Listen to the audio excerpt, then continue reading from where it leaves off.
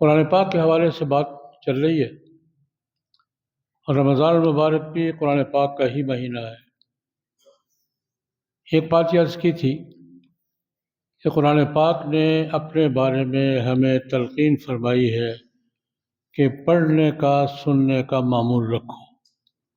یہ قرآن پاک کا ہم سے پہلا تقاضا یہ ہے کہ پڑھتے سنتے رہا کرو، خود بھی تلاوت کرو۔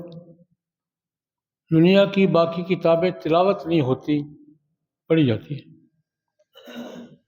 یہ بھی قرآن پاک کا اعجاز ہے۔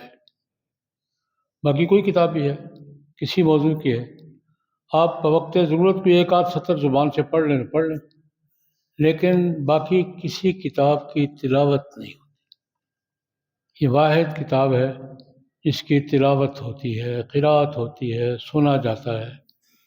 تو قرآن پاک نے پہلی تلقین بھی یہی فرمائی ہے کہ قرآن پاک کی تلاوت کیا کرو اور قرآن پاک کو سنا کرو۔